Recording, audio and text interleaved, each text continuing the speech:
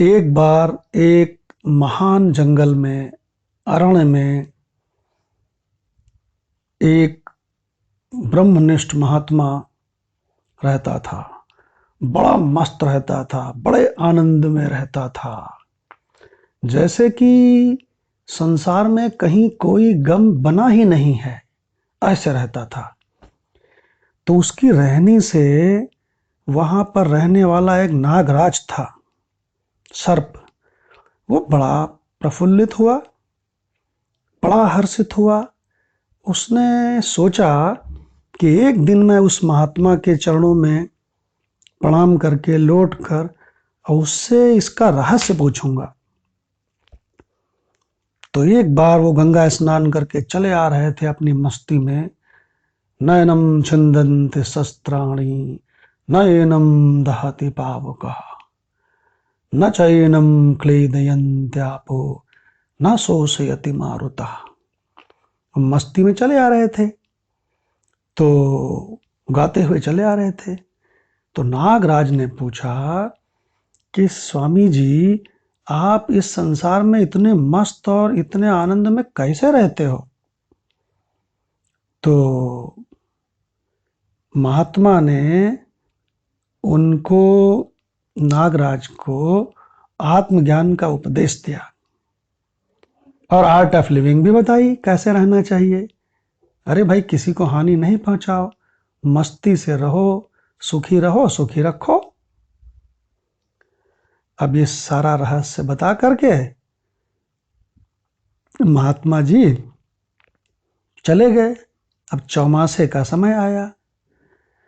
चौमासे मतलब वो 4 महीने जिसमें खूब बारिश होती है। तो वो महात्मा जी तो नैमिषारण्य चले गए। वहाँ महात्माओं का समागम होता है, आनंद मंगल होता है 4 महीने, वहाँ चले गए। इधर ये नागराज जो था, ये सबको ब्रह्म स्वरूप जानकर सभी के साथ बहुत विनम्र व्यवहार करने लगा कि सामने वाला तो ब्रह्म ही है, ये तो ब्रह्म ही है। तो धीरे धीरे उसको लोग डंडे से उछालने लगे। छोटे बच्चे पास आए। उसने, नागराज ने कुछ किया ही नहीं कि भाई ये तो ब्रह्म है, तो उनको एक डंडा मार दिया धीरे से। किसी बच्चे ने ढेला मार दिया, किसी ने उसको सांप को पूंछ नचा के उधर फेंक दिया।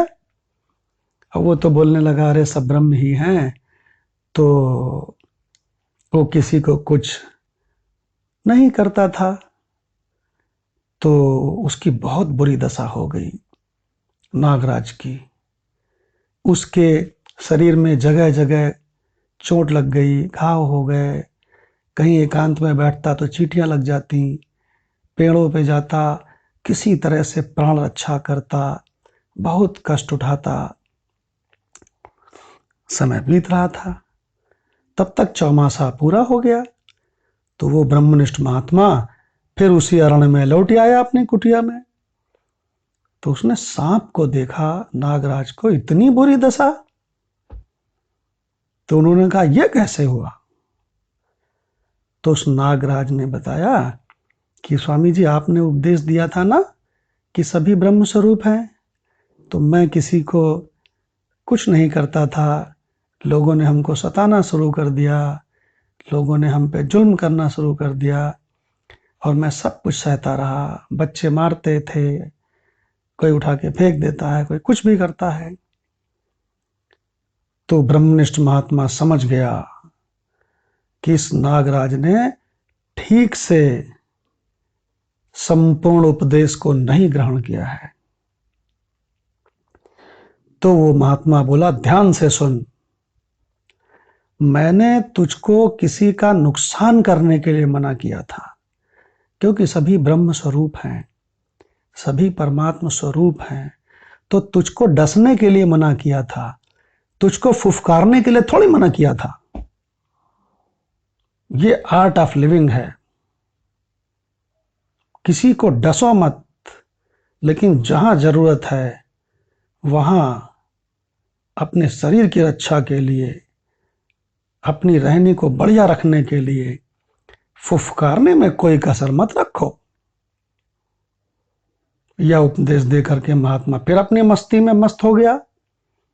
अब तो नागराज अगले दिन आया, बच्चे डंडा लेके हंसते हुए उसके पास आए तो उसने जोर से जो है फुफकारा, बच्चे भाग खड़े हुए। फिर कोई आया, उसने ढेला मारने की कोशिश की और उसने फन काढ़ के दौड़ा लिया उसको। अब तो चारों तरफ ये हो गया, अरे बाप रे, ये नागराज तो बड़े प्रचंड हैं भाई। अब उसके बाद सर्प खूब मौज से रहने लगा और जहां जरूरत पड़े तहां फुफकारना नहीं भूलता था।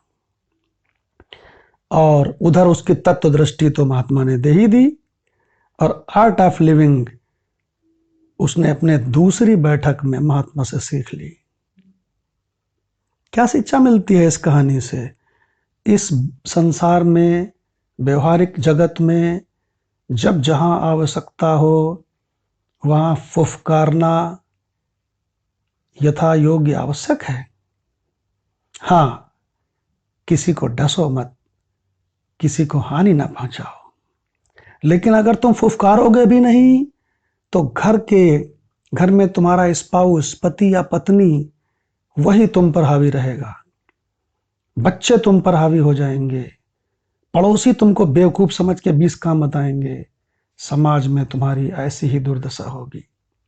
इसलिए हमारे गुरु भगवान कहते थे कि जिस समय उनकी अवस्था 75 साल थी, उस समय किसी ने कहा कि वो आपको ऐसा कर देंगे, तो कहते थे बात उसकी ऐसी की तैसी ससुरे की, और धाड़ करके बोलते थे उसकी क्या तेरी मजाल है, तू कुछ कर सकता है। तो आर्ट ऑफ लिविंग का बाप प्रैक्टिकल शिक्षा क्या है कि मैंने डसने को मना किया है, फुफकारने को नहीं। ओम शांति शांति शांति।